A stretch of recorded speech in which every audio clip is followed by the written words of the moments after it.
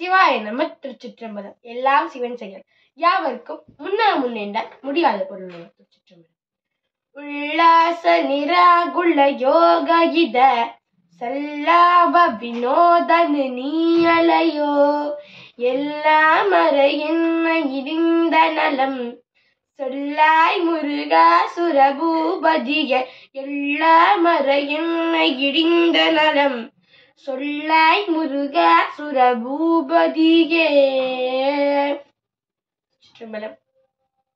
நாம் அனைவரும் சிவ ஞான போதம் என்னும் அருமையான ஞான சாத்திர நூலினை சிந்தனை செய்து கொண்டு வருகிறோம். அதன் தொடர்ச்சியாக இன்று முதல் நூற்பா, இரண்டாம் கூறு, மூன்றாவது எடுத்துக்காட்டு வெண்பாவினை சிந்தனை செய்ய எல்லாம் வல்ல பெருமான் பெருங்கருணை செய்திருக்கிறார். சிற்றம்பலம். நோக்காது நோக்கி நொடித்து அன்றே காலத்தின் தாக்காது நின்று உளத்தின் கண்டு இறைவன் ஆக்காதே கண்ட நன உணர்வில் கண்ட கனவு உணர கண்டவனின் இற்று இன்றாம் கட்டு. இறைவன் அதாவது இந்த அனைத்து உலகங்களிற்கும் முதல்வனாக திகழக்கூடியவன். எனவே முதல்வனாகிய இறைவன் கால தத்துவம் போல, எப்படி கால தத்துவம் போல தாக்காது நின்று, அதாவது விகாரப்படாமல் நின்று, ஆக்காதே கண்டு படையாமல் படைத்து, நோக்காது நோக்கி காக்காமல் காத்து, நொடியாது நொடித்து, அதாவது அழிக்காமல் அழித்து. என்னங்க இது? படைக்காமல் படைத்து, காக்காமல் காத்து, அழிக்காமல் அழித்து, என்னங்க இது? ஒண்ணுமே புரியலையே என்று அனைவருக்கும் ஒரு ஐயம் எழும். அதாவது பெருமான் இத்தொழில்களை செய்கிறான். அப்படி செய்தும் இறைவனுக்கு எந்த ஒரு கட்டும் இல்லை.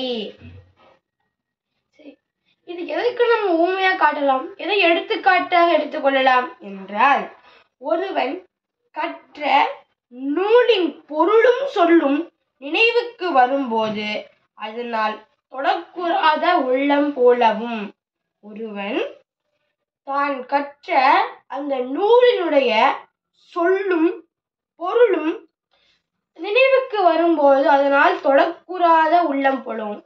புரியுதுங்க ஒழுங்கா? இப்ப பார்க்கலாம். இப்ப நாம் ஒரு நூலை படிக்கிறோம். இப்ப கொஞ்ச நாள் கழிச்சு அப்ப அந்த நூலை நாம் சிந்திக்கிறோம்.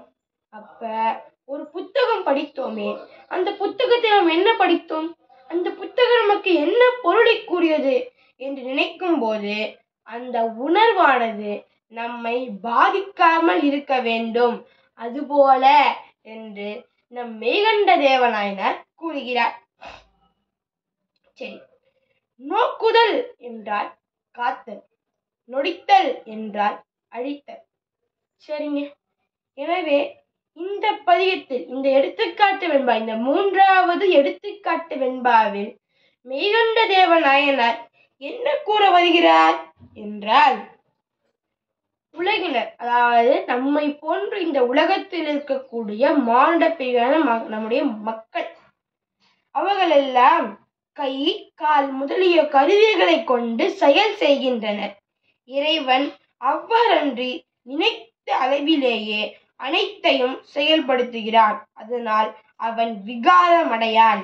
படைத்து காத்து அழிக்கும் பொழுது அவற்றால் தொடர்பு உண்டாகி பாதிக்கப்பட மாட்டான். இப்போ உலகினர், அதாவது நாம் எல்லாம் இப்போ கண், வாய், காது முதலிய இந்த கருவிகளை கொண்டுதான் நாம் செயல்படுகிறோம். இப்போ காதை கொண்டு செய்திகளை கேட்கிறோம், கண்ணை கொண்டு நல்ல பெருமானை வணங்குகிறோம். ஆனால் பெருமான் எப்படிப்பட்டவன்? பெருமானுக்கு இந்த காது, வாய், கண் எல்லாம் தேவையா? பெருமான் கண் இல்லாமலே அனைத்தையும் பார்ப்பான், காது இல்லாமலேயே கேட்பான், மூக்கு இல்லாமலே முகர்வான். அதுதான் பெருமான். எனவே பெருமான் இது போன்ற காது இல்லாமலே கேட்கக்கூடியவன் பெருமான். நாம் எப்படிப்பட்டவர்கள் என்றால் காது இருந்து கேட்கக்கூடியவர்கள் நாம்.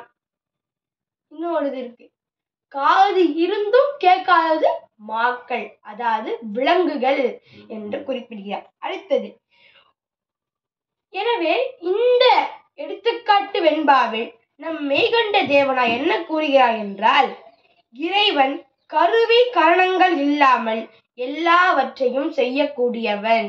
அப்படி அவன் மாயை செய்தே, மாயை கொண்டே இந்த உலகத்தை படைக்காமல் படைத்து, காக்காமல் காத்து, அழிக்காமல் அழித்தாலும் அந்த மாயையினால் பெருமானுக்கு எந்த ஒரு கட்டும் ஏற்படாது.